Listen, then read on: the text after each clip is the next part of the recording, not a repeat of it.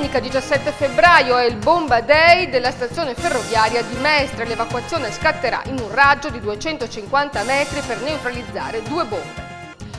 Fulvia Levi è tornata ad Oriago per ricordare la Shoah, dove è stata nascosta in soffitta per 2 anni per sfuggire ai nazisti. Carnevale al Conservatorio di Venezia, che apre le splendide sale ai visitatori offrendo concerti e buffet. Benvenuti a questa edizione della TG di Televenezia. Lo avete sentito dai titoli, sarà domenica 17 febbraio il Bomba Day di Mestre. La Prefettura di Venezia ha deciso oggi in un vertice che farà evacuare l'area della stazione ferroviaria in un raggio di 250 metri, allontanando 600 persone dalle 8 del mattino alle 17 del pomeriggio. Si fermeranno anche i convogli ferroviari e Trenitalia organizzerà servizi sostitutivi. Il terzo reggimento guastatori di Udine si occuperà dello spollettamento delle 2 bombe trovate in questi giorni sotto i binari del trasporto ferroviario e del successivo brillamento il servizio. Vertice in prefettura stamane dopo il ritrovamento di un secondo ordigno bellico sotto i binari della stazione ferroviaria di Mestre. È la bomba gemella di quella scoperta venerdì scorso, 500 libbre di peso complessivo, con 120 kg di tritolo, lunga 1,20 m, lanciata con molta probabilità nel raid aereo del 28 aprile del 1944. Il residuato della Seconda Guerra Mondiale si trova a 30 metri di distanza dal primo e gli uomini del nucleo artificieri del Genio Militare di Udine hanno scelto di mettere la prima in un alloggiamento e di stabilizzare semplicemente la seconda dove si trova, in attesa dell'avvio delle operazioni di despollettamento, di rimozione e di brillamento degli ordigni. Intanto il presidente di PMV, Antonio Stifanelli, ha annunciato che è stato chiuso soltanto il cantiere dove stava procedendo lo scavo del tunnel, mentre continuano i lavori per il consolidamento del sottopasso. Il ritrovamento senza rischi per la sicurezza dell'area è stato consentito dai sensori di cui sono dotati gli scavatori imposti per legge. Si chiama scavo assistito, con cui viene segnalato materiale esplosivo ad 1 metro di distanza. IMU e TARES, parliamo di tasse, purtroppo costeranno agli italiani le vacanze estive. La CGIA di Mestre ha messo mano al pallottoliere e, fatti 2 conti, ha scoperto che per queste 2 imposte le famiglie italiane dovranno pagare quasi 4 miliardi di euro, 2 per il versamento dell'IMU e quasi 1,7 miliardi per la TARES. I contribuenti si troveranno dunque di fronte a cifre consistenti da versare e le dovranno trovare per la maggior parte proprio nel mese di luglio. Per quanto riguarda l'IMU, la prima rata dovrà essere versata in giugno e riguardo la TARES, la prima tranche dovrà essere versata un mese dopo, in luglio, e questa sarà maxi, dato che è stata abolita la rateizzazione per i primi 6 mesi dell'anno. Tra giugno e luglio, inoltre, è prevista anche l'autoliquidazione IRPEF che, tra saldo 2012 e acconto 2013, costerà ai contribuenti altri 8 miliardi e mezzo. Insomma, per la CGIA di Mestre sarà dura trovare i fondi per le vacanze, con conseguenze molto negative per la principale industria italiana, ossia il turismo. E intanto Venezia, in vista degli ultimi giorni di Carnevale, alza le tariffe degli alberghi del 69%. Lo ha rivelato il sito internet specializzato in turismo trivago.it, sostenendo che Venezia è la città con i prezzi più alti di tutta Europa. Un soggiorno costa in media 183 euro a notte in questi giorni e a battere la città della Serenissima ci riesce soltanto Rio de Janeiro, che quest'anno ha raddoppiato il prezzo delle camere da 142 a 286 euro la notte. E a proposito di Carnevale, il Conservatorio anche quest'anno si sta organizzando per aprire i battenti ai visitatori che vorranno visitare il palazzo, uno dei più belli di Venezia, e che vorranno ascoltare i concerti e anche concedersi dei piaceri gastronomici. Sosteniamo il Conservatorio, questo il grido che si alza tra le sale affrescate di Palazzo Pisani e slogan dell'omonimo evento giunto alla 3ª edizione, pensato per attirare i visitatori e al contempo raccogliere fondi per il sostentamento della nobile sede. Il più grande palazzo veneziano dopo il Ducale, con le sue 117 sale e una tra le biblioteche documentarie e musicali più ricche d'Italia, sta perdendo lentamente il suo splendore e molte sono le spese per il suo mantenimento, ben oltre i 76.000 euro stimati dalle istituzioni pubbliche. Alla manutenzione della storica sede si aggiungono gli investimenti necessari per garantire una didattica apprezzata a livello internazionale, come dimostra il 30% di studenti stranieri, con 70 pianoforti, strumentistica elettronica, un organo il cui restauro è stimato 450.000 euro e 88 docenti di ruolo. Sosteniamo il Conservatorio a un ciclo di 6 concerti che vede protagonisti ex allievi di successo del Benedetto Marcello. La rassegna, che terminerà il 30 aprile, prevede, compreso nel prezzo del biglietto, una piccola visita guidata e un aperitivo pre-concerto. Un programma speciale di appuntamenti è previsto anche per il periodo carnevalesco. Dal 3 al 12 febbraio, tutti i giorni, si potrà partecipare ad una visita guidata tra le stanze del palazzo, della durata di un'ora, con guide esperte, che racconteranno la storia dei pisani e della loro dimora. A seguire concerti cameristici e operette e, per concludere in clima festoso, aperitivo con dolci tipici del carnevale veneziano tra le sale di Palazzo Pisani. Le iniziative sono la terza edizione di Sosteniamo il Conservatorio, un ciclo di concerti affidato ad ex allievi del Conservatorio Benedetto Marcello che sono diventati famosi, i quali con molta generosità mettono gratuitamente a disposizione del Benedetto Marcello la loro prestazione artistica, perché si possono raccogliere fondi per le attività della nostra scuola e per il restauro del magnifico Palazzo Pisani. Scopo analogo ha il ciclo di concerti aperitivo e musica, che è la partecipazione del Conservatorio Benedetto Marcello al Carnevale della città, che presenta con una certa originalità nel panorama cittadino, che ne è privo, degli spettacoli anche di operetta.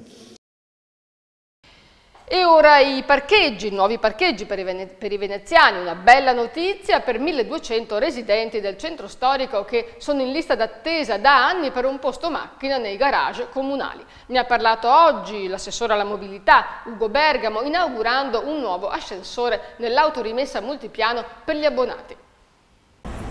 A Venezia potrebbero nascere 2 nuovi garage auto.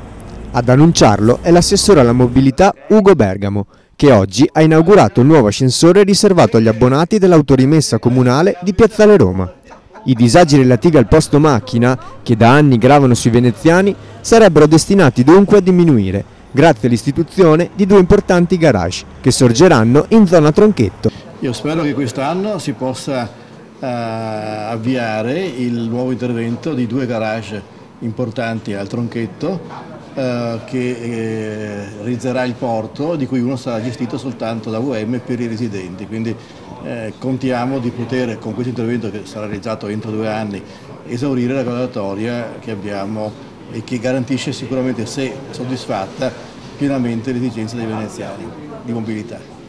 Dal progetto in fiere dei garage a quello ultimato che riguarda il nuovo ascensore dell'autorimessa comunale, voluto dagli abbonati per eliminare il problema delle code negli ascensori nei periodi di afflusso turistico. L'opera vede anche la realizzazione di una serie di percorsi e accessi pedonali integrativi, creati ad hoc per entrare e uscire dal parcheggio senza transitare per Piazzale Roma, semplificando così la viabilità. Sì, questi ingressi alternativi al garage comunale, se utilizzati adeguatamente dagli utenti, permetteranno di togliere il traffico pedonale e a rendere più agevole l'entrata e uscita dalla città, in particolare quando arriverà il tram alla fine di quest'anno o al massimo all'inizio del 2014. Sono passati alcuni anni, il grande Mulino Stucchi è stato restaurato e trasformato in un bellissimo albergo, eppure ora viene messo all'asta. L'ex Mulino Stucchi andrà all'asta. L'enorme palazzo neogotico, ad oggi sede dell'Hotel Hilton, è finito in vendita dopo che è stata posta in liquidazione la società Acquapia Antica Marcia della holding Bellavista Caltagirone, proprietario dell'edificio. La decisione è stata presa dai giudici del Tribunale di Roma, che hanno incaricato i colleghi veneziani per l'esecuzione immobiliare, affidata al commercialista mestrino Danilo Capone. Caltagirone, che aveva già provato invano a mettere sul mercato l'hotel, ha il merito di aver ristrutturato laboriosamente l'intero complesso, recuperandolo dallo stato di degrado in cui riversava. Stimato oltre 300 milioni, l'ottocentesco Mulino Stucchi, situato sull'isola della Giudecca, sarà dunque venduto in poco più di 2 mesi. Probabile l'acquisto da parte della catena alberghiera Hilton, che lo gestisce dal 2007 con brillanti risultati. Infatti, la piscina sul tetto, le terrazze panoramiche e le 380 stanze dotate di un arredamento contemporaneo ed elegante fanno dell'Hotel Hilton il più grande e lussuoso della laguna. E ora la notizia di cronaca nera: maltrattava spesso i genitori e anche ieri sera un 33enne di Sottomarina, in preda ai fumi dell'alcol, li ha di nuovo picchiati, costringendoli a fuggire in strada. I carabinieri sono intervenuti mentre stava distruggendo i suppellettili di tutta la casa. Non è stato facile calmarlo per i militari, al punto che uno di loro si è fratturato un dito. Ora è in attesa del giudizio per direttissima. E ancora un'altra notizia da Chioggia: la polizia è riuscita a identificare e denunciare il ladro di merendine della sezione distaccata del Tribunale di Venezia. Dallo scorso autunno il giovane disoccupato di 34 anni con precedenti specifici aveva preso di mira i distributori di bevande e dolciumi. Poi a metà dicembre c'è stato un piccolo salto di qualità e si è dato allo scasso dell'erogatore di schede per fotocopie della sala riservata ai legali, causando danni per 3.000 euro. La Guardia di Finanza di Portogruaro ha sequestrato 3 etti di hashish ad un cittadino marocchino domiciliato a Summaga. L'uomo da tempo era stato visto mentre frequentava connazionali già noti per reati legati allo spaccio di stupefacenti e durante un controllo, tradito dal nervosismo, ha messo in allarme i finanzieri. La perquisizione lo ha smascherato. E ora la storia di un altro cittadino marocchino diametralmente opposta. Da 21 anni in Italia ha sempre lavorato onestamente, accettando un lavoro che gli italiani rifiutano, un lavoro duro, ma gli è stata negata la cittadinanza italiana nel momento del giuramento a Vigonovo, perché non ha saputo leggere bene l'italiano. È diventato un caso nazionale. È rimbalzata sulle cronache dei quotidiani nazionali la notizia del cittadino marocchino in Italia da 21 anni e a Vigonovo da 13 che non potrà ricevere la cittadinanza italiana perché non ha imparato bene l'italiano. Il sindaco Damiano Zecchinato, esponente del partito del Carroccio, ha rinviato la data della cerimonia di giuramento fissata martedì nel suo ufficio di 6 mesi. L'extracomunitario di 47 anni lavora come operaio per una ditta padovana che si occupa di sabbiatura dei metalli. Un lavoro duro da affrontare con una maschera e un respiratore che gli italiani rifiutano. 11 anni fa si è fatto raggiungere dalla moglie e hanno 2 figli di 9 e 6 anni. Non sono mai andato a scuola e non so leggere l'italiano, ha spiegato quando non è riuscito a leggere correttamente la formula «Giuro di essere fedele alla Repubblica, di osservare lealmente la Costituzione e le leggi, riconoscendo la pari dignità sociale di tutte le persone». L'uomo ha tutte le carte in regola, un lavoro regolare, un reddito sufficiente, non ha precedenti penali, i suoi bambini frequentano regolarmente la scuola elementare del comune e ha il nulla osta della questura, il parere favorevole del Ministero degli Affari Esteri e l'ok della prefettura. E una volta tanto gli ingranaggi della burocrazia avevano funzionato, ma gli è capitata la sfortuna peggiore, di trovarsi di fronte a un sindaco leghista in campagna elettorale. E ora altre notizie dall'area metropolitana. In provincia di Venezia sempre più attenti a intercettare nuovi turisti. Sconti e agevolazioni per chi compra l'Altinum Welcome Card, la carta promozionale lanciata dal comune di Quarto d'Altino al costo di €2,50. L'Altinum Card si rivolge principalmente ai 140.000 turisti che visitano ogni anno l'area archeologica. Un'analoga card potrebbe essere adottata anche da altri comuni. Il carnevale sta per travolgere il Miranese. Domenica prossima 3 febbraio ci saranno i carri allegorici a Moniego e a Martellago, mentre Scorzè ospiterà sfilata di maschere, cartomanti e torneo di scopa. Domenica 10 il clou dei festeggiamenti a Salzano, coi carri e una ricca lotteria. E ci spostiamo nella Marca Trevigiana, dove proprio nei momenti peggiori l'unione fa la forza. A Distrana 36 famiglie con prole in difficoltà economica vengono aiutate grazie al progetto Sostegno a Vicinanza, promosso da Caritas e Parrocchia. L'aiuto si concretizza in buoni per materiale scolastico, per la retta e per la mensa. Al progetto partecipano 33 famiglie che si sono impegnate a versare periodicamente il proprio contributo. Record di multe a San Biagio di Callalta. La polizia locale non ne ha mai staccate tante come nel 2012, e cioè 1527, contro ad esempio le 1354 del 2011. A finire nella rete dei vigili soprattutto gli automobilisti che spingono troppo sull'acceleratore e poi, segno della crisi, quelli beccati senza revisione o senza assicurazione. E andiamo infine nel Padovano, teatro spesso e volentieri di crociate moraliste. Non è una novità che i sexy shop siano osteggiati dai residenti. Il caso più recente riguarda i Piaceri di Venere in via Cavallotti a Padova, che sta attirando petizioni, proteste e ingiurie, tanto da far scendere in campo il presidente provinciale di Confesercenti, Nicola Rossi, che si chiede perché tutti questi moralisti non fanno altrettanto contro le sale giochi. Nonostante la crisi, le attività legate alla campagna vanno a gonfie vele. Nel campo sampierese si è passati da 9 a 15 agriturismi in soli 3 anni. Crescita ancor più vistosa fra i produttori agricoli. Nel 2007 erano 143, nel 2012 sono saliti a 197, con un incremento del 4,2%. A far da padrone Borgoricco con 31 attività. E ora il teatro, serata speciale nella chiesa di San Pietro ad Oriago per celebrare la giornata della memoria. Il gruppo teatrale La Parola ha presentato un'azione scenica ispirata alla vita di padre Kolbe. Una breve sintesi in questo servizio in cui parliamo anche di Fulvia Levi, di cui ne avete sentito parlare nei titoli. Non perdete il coraggio. Tutto finirà presto e tornerete a casa.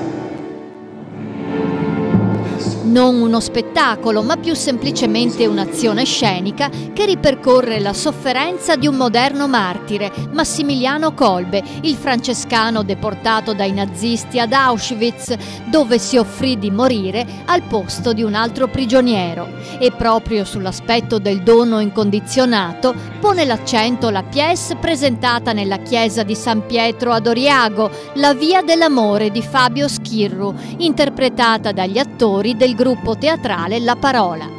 Adesso loro hanno bisogno di me, hanno bisogno che parli del buon Dio, altrimenti che direbbe la mia coscienza se io non andassi? Aiutatevi a vicenda, amatevi gli uni gli altri e tutto vi sembrerà più facile. Pregate perché l'Immacolata non ci abbandoni. Ora basta! Una messa in scena intensa e scarna, resa ancora più drammatica dalle musiche originali di Omar Ruffato.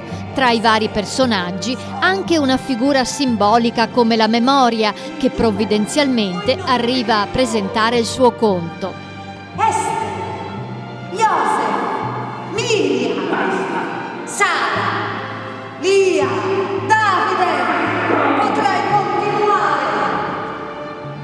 Voglio sapere tu come ti chiami? Io porto tutti i nomi, i volti, i pensieri e le sofferenze di quelli che avete torturato e ucciso.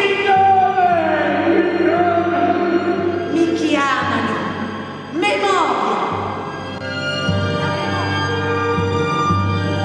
Ad applaudire gli attori c'era anche Fulvia Levi, che deve la sua vita proprio a una donna di Oriago, Adele Zara, che per 2 anni nascose in soffitta la piccola Fulvia ai familiari scappati da Trieste dopo l'8 settembre del 43. Per fortuna non vennero mai scoperti e oggi Fulvia può essere qui a raccontarlo.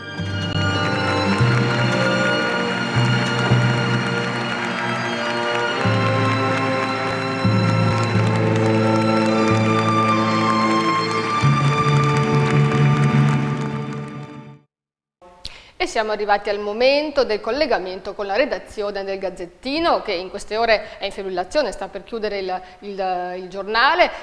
Siamo in collegamento telefonico con Tiziano Gazziottin. Qual è la notizia del giorno? So già che anche per te, come per noi che abbiamo aperto, è il Bomba Day.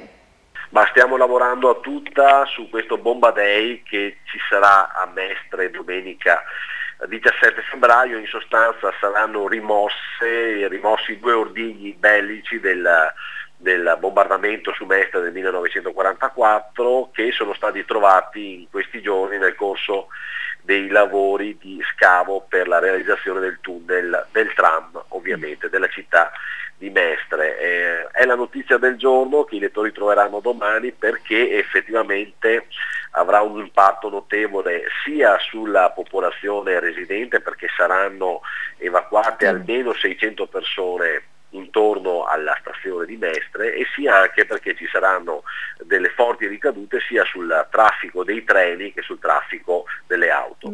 Beh certo, è un'operazione davvero di grandi proporzioni, perché si tratta di una zona veramente centralissima, una delle più ad alta densità abitativa della zona, poi appunto ci passano i treni e ne passano davvero molti perché arrivano da tutta Italia.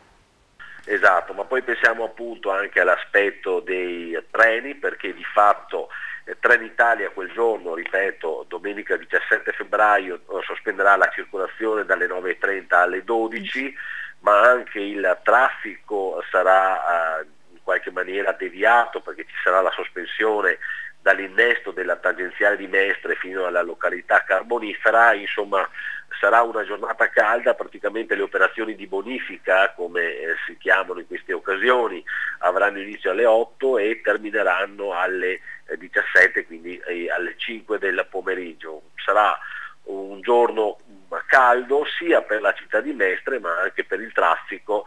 Pensiamo ad esempio appunto ai treni diretto su Venezia, infatti ci saranno notevoli servizi sostitutivi, e tra l'altro la giornata del 17 febbraio è stata scelta proprio per evitare di incrociare nel periodo di Carnevale, quando ovviamente su Venezia ci sarebbe stato un traffico di treni molto più consistente.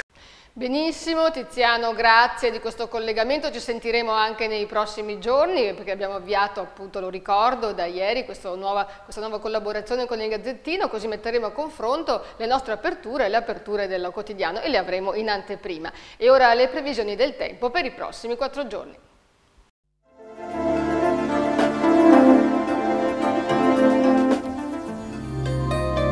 Fino a venerdì tempo stabile ma con le solite nebbie in Valpadana. Sabato una rapida perturbazione porterà pioggia. Giovedì 31 gennaio. Cielo sereno con banchi di nebbia al mattino, minime in ulteriore ripresa, massime stabili, mare calmo o poco mosso. Venerdì 1 febbraio. Nebbia e cielo coperto, minime stabili, massime in salita, comprese fra 3 e 7 gradi. Sabato 2 febbraio. Probabile peggioramento con pioggia diffusa e vento di scirocco sulla costa. Temperature in aumento. Domenica 3 febbraio. Coperto al mattino, sereno e soleggiato al pomeriggio. Valori termici stazionari. La marea di giovedì 31 gennaio è sostenuta. La massima a mezzanotte e 55 80 cm. La minima alle 7:05 20 cm.